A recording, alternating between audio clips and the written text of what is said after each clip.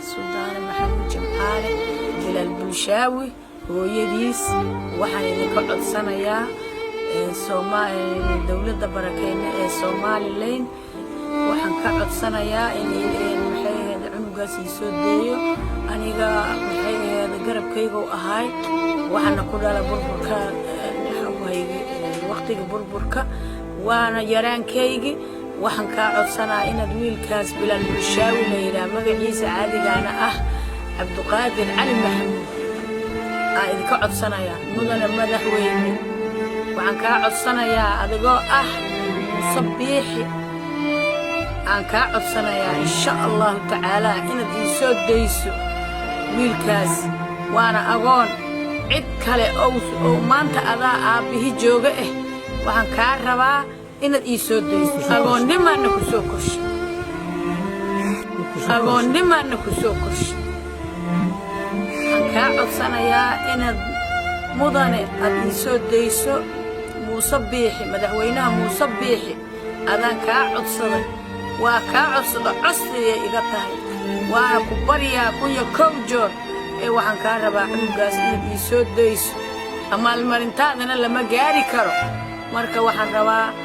sidan jecelnahay oo ummadda aad cunugaaga iyo la jeceshahay inaad ila jeclaato insha Allah taala waxaan ka codsaa in si degdeg ah aad soo deyso waxaan ka rabaa cunugaas xurriyadiisa inaad dib igu soo celiso. السلام عليكم مجيء واسمهان علي محمود وبلال بلشاوي ولاجيس waxaa ka codsanaya madaxweynaha Muuse Biixi inuu noo soo daayo walaalkay Bilal inuu dib noo soo daayo xurriyadiisa mar walba murug iyo fikir iyo problem ku jirna hooyadana woonima noo soo korisay ilaa hadda hooyadeen way iska xanuunsan tahay murugtiisa la jiiftaa anagana sidoo kale walaalkeen waa yaraankeena manka marano boliis waa ku baryeena waa codsi waa Bilal walaalihiisa waa ku leenahay madaxweyne mudane waa ku baryeena noo soo daa xurriyadiisa dib noo soo sii waana ku baryeena codsiga naga tahay haddaanana familka Bilal Bulshaawi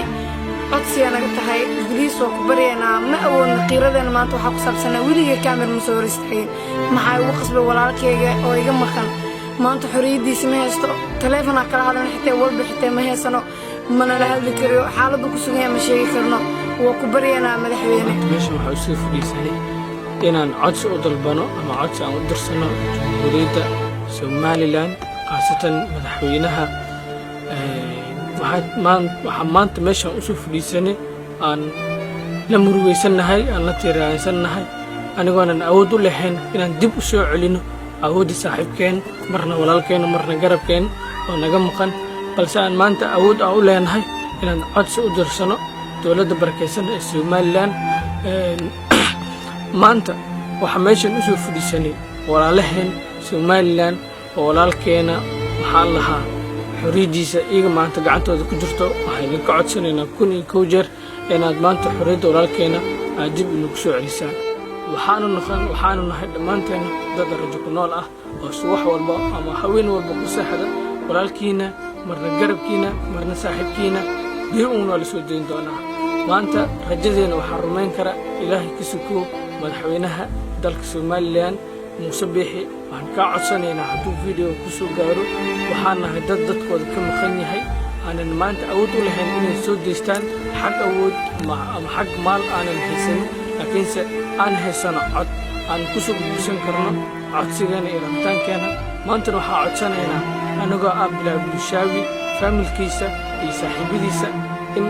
xurriyadiisa dib lagu soo celiyo وأنا أرمى محمد عبد الرحمن أنا Bilal Bulshaawi